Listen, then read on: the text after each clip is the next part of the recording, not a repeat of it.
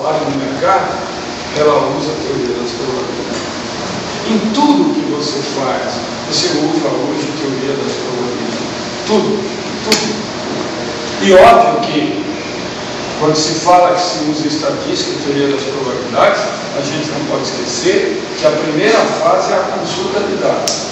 E a consulta de dados nos remete à matéria da prova pergunta. Aquela parte de coleta de dados, trabalho, etc. Porque se eu também não tiver os dados coletados, eu não consigo fazer nada. Vocês vão começar a ver aplicações melhores da estatística quando a gente passar para a estatística 2. A gente diria que, por enquanto, nós estamos trabalhando com o ferramental básico do curso de estatística. Muito bem. Chamamos a atenção de vocês para um detalhe. Com o passar do tempo, a estatística se dividiu em duas grandes correntes, que são a chamada corrente frequencialista e a corrente subjetiva. Observe uma coisa, sem ninguém saber nada de teoria das probabilidades, se eu jogar um dado e apostar no número 6, qual a probabilidade de ocorrer no número 6? 1 em 6. 1 para 6. Vocês me responderam isso e vocês não têm as ideias maiores a respeito. Por quê? Porque é intuitivo. Esse intuitivo, entretanto, passa por uma fase que é a fase de aceitação. Porque quando eu digo que eu vou jogar um dado, a primeira pergunta que deveria surgir é: esse dado é honesto? Porque nós sabemos que existem dados viciados. E aí, você pode ou não acreditar na informação que está sendo passada. Se você acredita que o dado é honesto, como foi que vocês fizeram sem perceber, vocês entenderam que todas as faces do dado têm a mesma chance de acontecer. E, portanto, como são 6 faces, a chance de sair o número 6 é 1 para 6. Porque é uma face, um total de 6. Mas observe como essa história da corrente frequencialista, ela é delicada. Porque se você perguntar para um frequencialista qual a probabilidade de ocorrer o número 6, ele vai te perguntar se o dado é honesto. Você vai responder que sim. Ele vai dizer: como é que você sabe? De onde você tem essa informação? E aí pare um pouquinho para pensar. Pense no dado. Como é que você faz a anotação nas faces do dado? Como é que você marca o número 1? Normalmente, como é que é marcado o número 1? Você faz uma escavação, não é? Número 2, 2, número 3, 3, assim por diante. Qual é a face que tem mais escavações? A 6. Qual a que tem menos? 1. Qual a face oposta ao número 6? 1. Tudo viciado aqui, né? A face oposta ao número 6 é 1. Ao número 5? 2. Ao número 3? 4. Muito bem. Se a face oposta ao número 6 é ao número 1, a face do número 1 você fez apenas uma escavação. Portanto, você tirou apenas uma quantidade X de material. Inclusive, entretanto, na face oposta, você tirou 6 quantidades. Qual é a face mais pesada? A 1. Do número 1. Qual é a tendência de acomodação? Face mais pesada por baixo. Portanto, se o dado não for balanceado, ele será automaticamente viciado nos números maiores, 5, 6 e 4, porque eles estão opostos às faces mais pesadas. Perceberam? Então, o frequencialista é aquele que não acredita na informação. E aí você vai me dizer: bom, mas se ele não acredita, então ele não vai responder um 6. Não. E como é que ele faz? Aí, durante esses 350 anos, em algum momento, Bernoulli provou o chamado teorema da lei dos grandes números, que gerou a chamada corrente frequencialista. E essa corrente, o frequencialista, quando ele vai analisar a probabilidade de sair o número 6 num dado, não adianta você falar para ele que o dado é honesto, ele não vai acreditar. Ele vai perguntar para você: como é que você sabe? Não sei, então eu não vou acreditar. Então ele vai fazer a ideia baseada no teorema da lei dos grandes números, que teoricamente é perfeita, muito mais confiável do que você acreditar numa informação. Vocês acabaram de ver que eu, para acreditar numa informação, tenho que acreditar na boa fé de quem está defendendo o dado.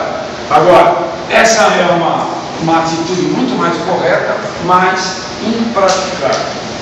E por que ela é impraticável? O frequencialista faz assim: ele pega o dado que ele vai analisar e joga uma vez, e ele vai esperar que dê um número 6. Muito bem, vamos imaginar que na primeira jogada que ele deu saiu o número 6. Aí ele pega o número de sucessos, saiu uma vez o número 6, e divide pelo número de jogadas, que ele jogou uma vez só. 1 dividido por 1 dá 1. Então, se isso acontecer, ele vem aqui, marca um pontinho. Aí ele joga o dado de novo.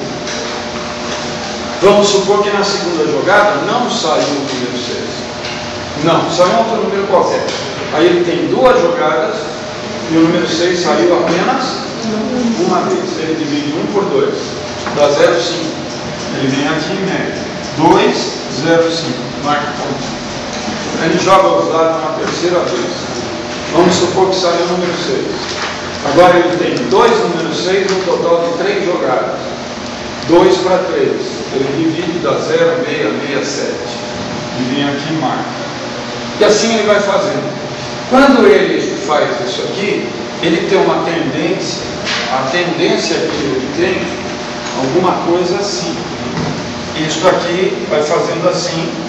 E Bernoulli provou que um número muito grande de jogadas, um número muito grande, não é 10, 20, é 1 milhão, 1 trilhão, ou seja, um negócio extremamente alto. Este gráfico que oscila tende a se estabilizar. E isto aqui será a probabilidade.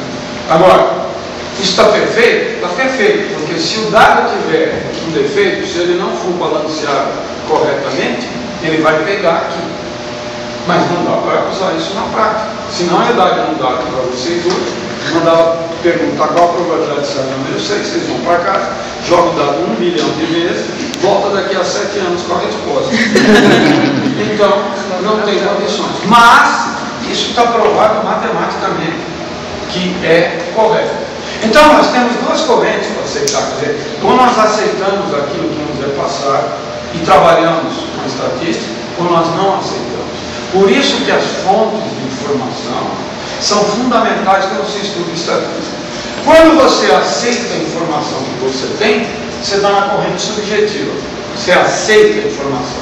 Quando você não aceita, você está na corrente frequencialista, que, embora correta, é impraticável. Então, fica posto a partir de agora, quando o exercício diz, acontece isso, nós vamos aceitar aquilo como verdade. Se aquilo é verdade, então a solução é. Se não for, a conversa é. Bom, a ideia de Kolmogorov, a dificuldade de se trabalhar com teoria das probabilidades, é então criar uma teoria axiomática. A probabilidade é uma ferramenta da estatística que estuda alguns fenômenos. A probabilidade não é usada para qualquer coisa, ela é usada para fenômenos específicos, chamados de fenômenos aleatórios. Então vamos dar uma ideia do que vem a ser um fenômeno aleatório. O exemplo clássico, que é o dado, eu vou lá, pego um dado e jogo. Se o dado é honesto, eu nunca sei que número vai ocorrer. Posso jogar quantas vezes eu quiser, eu nunca sei o que vai acontecer. Porém, eu sei de antemão que só pode ser um número entre 1, 2, 3, 4, 5. Não pode ser nada diferente disso. Pega uma moeda honesta e joga. Se a moeda for honesta, eu nunca sei o que vai acontecer em cada jogada. Posso jogar quantas vezes eu quiser, mas eu sei de antemão que só pode ser cara ou coisa. Pega uma urna com 10 bolas idênticas numeradas de 1 a 10 e faço um sorteio correto, sem olhar. Cada vez que eu sortear uma bola, eu sei obrigatoriamente que será um número entre 1 a 10, ou 1 a 9, ou 0 a 9, qualquer coisa que eu vá. Porém, a cada retirada eu nunca sei o que vai acontecer. Este tipo de fenômeno, em que você pode repetir a experiência quantas vezes você quiser, e de antemão você nunca sabe o que vai acontecer, mas você conhece os possíveis resultados, é o que a gente chama de fenômenos aleatórios. Os fenômenos aleatórios, então, cada fenômeno tem um conjunto de resultados possíveis. O dado são os números 1, 2, 3, 4, 5, 6. A moeda, cara e coroa, e assim por diante. O conjunto dos resultados possíveis é representado por S e é chamado de espaço amostral. Então, a cada fenômeno tem associado a ele um espaço amostral, que é o conjunto de todos os resultados possíveis. Os eventos são denominados por letras maiúsculas, evitando o S, ótimo. Qualquer letra maiúscula representa eventos. E quando você tem os eventos, você pode operar com esses eventos como se eles fossem conjuntos. Daí vem a ideia da axiomatização proposta por Kolmogorov, que faz então uma mescla do estudo da teoria das probabilidades com a teoria dos conjuntos. E as operações básicas permitidas são a união, a intersecção e o complementar. Lembre-se que quando a gente faz o complementar, normalmente nos livros de estatística, muitos de vocês estudaram complementar e usavam o Czinho, né? C, e depois vem o conjunto. Normalmente nos livros de estatística não se usa aquele C, inclusive por uma questão de notação, e se usa um traço. Então o traço vai representar o complementar. E a gente lembra que o complementar e o conjunto era tudo que estava fora do conjunto e dentro do universo. O nosso universo é o espaço amostral. Por quê? Porque quando eu jogo um dado, eu sei que não pode acontecer nada que não seja 1, 2, 3, 4, 5, 6. Então, o espaço amostral é o universo.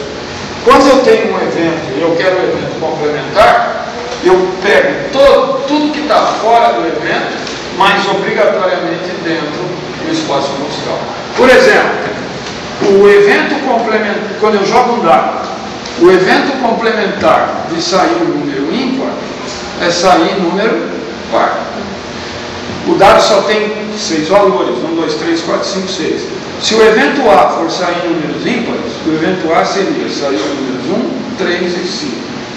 O complementar seria tudo que está dentro do S, mas que está fora do A. Portanto, seria 2, 4 e 5. Está claro? Essa é a ideia. Muito bem. Para não esticar muito, vamos fazer um exemplo. E os exemplos, os outros, a gente já vai usando diretamente nos exercícios. Aqui vocês têm um fenômeno aleatório que vocês jogam simultaneamente duas moedas distintas. Vamos imaginar que você está jogando simultaneamente uma moeda de 50 centavos e uma de R$1. Aí você vai pensar no espaço amostral. O espaço amostral é o conjunto de todas as possibilidades possíveis. Então você pode ter duas caras nas duas moedas, duas coroas nas duas moedas, cara na moeda de R$1, coroa de 50 centavos, ou cara na moeda de 50 centavos, coroa na moeda de R$1. Só pode acontecer isso, não tem outra possibilidade. Então nós temos aqui o conjunto de todas as possibilidades possíveis. Esse é um fenômeno aleatório. Por quê? Porque se as moedas são honestas, cada vez que você jogar as duas, você não sabe o que vai acontecer. Mas obrigatoriamente, ou acontece isso, ou isso, ou isso. Está claro? Aí nós podemos definir eventos. Então nós podemos, a partir do momento que eu jogo as duas moedas, eu posso pensar no seguinte evento: ocorrer duas caras. Ao ocorrer duas caras, é isso aqui. A gente sempre procura representar os eventos, que são conjuntos, através de símbolos, para facilitar as operações na teoria das probabilidades. Ocorrer duas coroas é isso aqui. Ocorrer uma cara. Bom, quando ele fala ocorrer uma cara, pode ser cara na moeda de 50 centavos, ou pode ser cara na moeda de R$1. Então seria isso aqui. Ou ele pode falar ocorrer pelo menos uma cara. Pelo menos uma cara seria uma ou duas. Pelo menos uma ou duas. Ó, uma cara, duas. E aí a gente vai, toda vez que tem um problema, a gente identifica os eventos através do conjunto e depois procura usar uma simbologia que facilite o trabalho. Esse é o trabalho básico da estrutura axiomática. Aí você pode operar com os eventos, como se fossem conjuntos. vocês faziam operações de conjunto. A unido com B, pega os elementos que estão em A e os que estão em B. A unido com B, dá esses dois. B unido com D, ó. Esse unido com esse, vai pegar tudo. Observe que na hora que eu faço B unido com D, dá as 4 possibilidades que é o espaço amostral. Toda vez que eu tiver um evento que tem todos os elementos de S, significa que esse evento é chamado de evento certo, porque ele vai ocorrer sempre. Exemplo: você. Nós vamos fazer uma aposta agora no dado, certo? Tudo bem? Quanto vamos apostar? R$1.000. Tá bom. Tudo bem? Faremos uma aposta e eu ganho se sair 1, 2, 3, 4, 5, 6. Não me contraria, porque eu sou professor. E como eu ganho? Quando é que ele vai ganhar? Nunca. Quando é que eu vou ganhar? Sempre. Por isso que o evento é chamado de certo. Tá claro? Quando o evento é chamado, eu ganho sempre, porque alguma vez, a não ser que o dado fique equilibrado na pontinha. Claro. Você tem essa possibilidade. Você vê que eu não tirei todas as suas chances. Podemos fazer intersecção. Intersecção são os elementos em comum. Se eu fizer C unido com D, observe que os elementos comuns são CK e KC. Ó, esse não é comum. Então, só isso aqui. Se eu fizer intersecção de A com B, eu vou procurar os elementos comuns em A e B. Não tem. Vazio. O evento vazio é chamado de evento impossível. É aquele que não vai ocorrer nunca. Está claro? E eu posso fazer complementar. Se eu fizer o complementar no A, eu vou procurar no S todos os elementos que não estão em A. Em A eu tenho isso aqui. Em S eu tenho tudo isso. Eu tiro isso aqui do S, o que sobrar é o complementar. Vou ficar aqui. Essa é a ideia básica. Então nós vamos operar com eventos como operamos com o conjunto. Muito bem. Essa folhinha começa a ser usada na semana que vem. Para que vocês possam usar, primeiro agora precisamos definir o que vem a ser probabilidade. Embora vocês tenham respondido aquela pergunta intuitivamente para mim, agora vamos formalizar. Então nós formalizamos assim: C já é um fenômeno aleatório. Portanto, aqueles fenômenos você pode repetir várias vezes, você nunca sabe o que vai acontecer, mas você conhece o rol de possibilidades. E C já é S, o espaço amostral a ele associado. Então S é o conjunto de todos os resultados possíveis. Denominamos probabilidade a função que associa a cada evento A de S um número real, satisfazendo aos seguintes axiomas. A palavra axioma talvez seja uma novidade para vocês. A teoria axiomática é uma teoria que trabalha da seguinte forma: ela, para iniciar, coloca algumas coisas que são aceitas sem contestação. Esses são os chamados axiomas.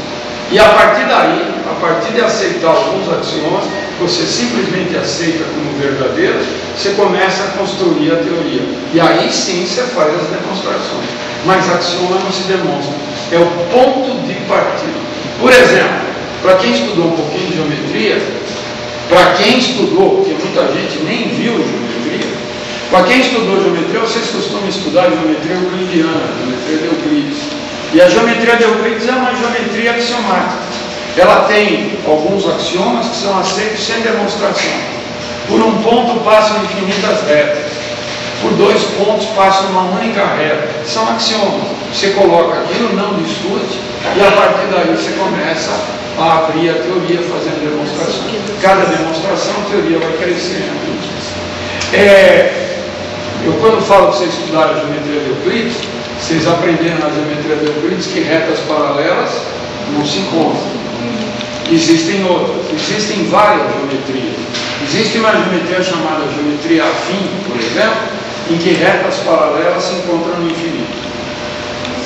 Muda completamente os preceitos. Então, são várias geometrias. E a geometria euclidiana tem axiomas, assim como tem a probabilidade. E os axiomas básicos, que são assim, sem demonstração, dizem. Isto aqui indica probabilidade, pezinho, probabilidade do evento A. Então, o primeiro axioma: a probabilidade é um número que varia de 0 a 1. Não tem probabilidade menor que 1. 0 não tem probabilidade maior que 1.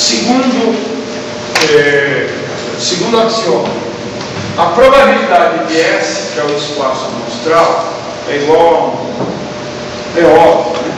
Se a probabilidade varia de 0 a 1, 1 é a maior probabilidade possível. E o maior evento possível é o S. Está claro? Então, ao S deveria caber. Esse 1, como nos exercícios, vocês nunca vão deixar a resposta assim, vocês sempre vão transformar em porcentagem.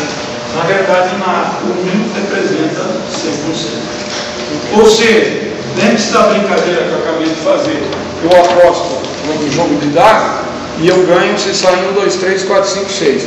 Ora, como eu vou ganhar sempre, a probabilidade de eu ganhar é 1, ou seja, 100%. O terceiro axioma diz: a probabilidade da união de dois eventos, desde que ele tenha intersecção vazia, e quando os eventos têm intersecção vazia, eles são chamados de mutuamente exclusivos. Tá? Toda vez que eu tiver dois eventos que eu sei que tem intersecção vazia, a probabilidade da união é a probabilidade do primeiro mais a probabilidade do segundo. Estas são os axiomas básicos. A partir daí, começa a se construir a teoria. E aí vem as propriedades. Propriedade. Por que agora chama de propriedade? Porque aqui existe demonstração. Aqui não se aceita, aqui você tem que demonstrar. Eu acho que não vamos demonstrar nada, nós só vamos usar, mas vocês entenderem a ideia. Baseado nisso, eu consigo então gerar mais 4 propriedades.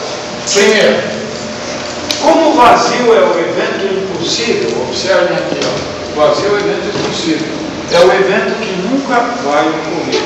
Ora, se ele não vai ocorrer, a probabilidade dele é a menor possível. Uma menor probabilidade é 0, então a probabilidade do vazio é 0. Probabilidade 2, propriedade 2. A probabilidade do evento complementar de A traço é 1 menos a probabilidade de A. E esse 1 sempre entenda, 1 ou 100%. Observe aqui, ó. Esse é o A, esse é o A traço. Eles estão presos no S. A probabilidade do S é 1. Portanto, a probabilidade desse é o S, que é 1, menos a probabilidade dele. Propriedade 3. Se A está contido em B, que é o sinal de B contém A, o A está contido em B, a probabilidade de A é menor que a probabilidade de B. Também é imediato. São propriedades, mas são propriedades extremamente intuitivas. Observe. Se eu apostar, jogar o dado e apostar no número 6, vocês me disseram que a minha chance é 1 para 6, não é isso? E se eu apostar nos números ímpares, qual é a minha chance de ganhar? 3. 3 para 6. Então, observe, quando eu aposto no número 6, eu aposto num número só. Quando eu aposto nos números ímpares, eu aposto em 3 valores. Quanto maior o evento, que é o que está falando aqui, né? Se A está contido em B, é porque B é maior que A. Quanto maior o evento, maior a probabilidade. E a última probabilidade que fecha essa parte inicial diz: agora atenção, cuidado com essa e com essa. Quando os eventos têm intersecção vazia, quando há intervalo vazio, a probabilidade da união é a probabilidade do primeiro mais a probabilidade do segundo. Agora, quando essa intersecção não é vazia, a probabilidade da união é a probabilidade do primeiro mais a probabilidade do segundo menos a probabilidade da intersecção. Justificativa para esse fato é o seguinte: quando os eventos têm intersecção vazia, um está aqui e o outro está aqui. Eles não têm contato. Então a probabilidade da união é a probabilidade desse mais a probabilidade desse. Quando eles têm intersecção, eu posso ter alguma coisa assim. Eu tenho uma intersecção. Na hora que eu faço a soma, esse pedaço aqui é contado 2 vezes. Então eu tiro 1. Por isso que aparece. Tudo bem? fechando a aula. Traga uma folhinha semana que vem, prestem atenção. A técnica é ler o exercício, transforma em teoria dos conjuntos, usa as propriedades e a cada exercício nós vamos aprender qual propriedade usar e como utilizar essas propriedades. Bom feriado para você. Obrigada.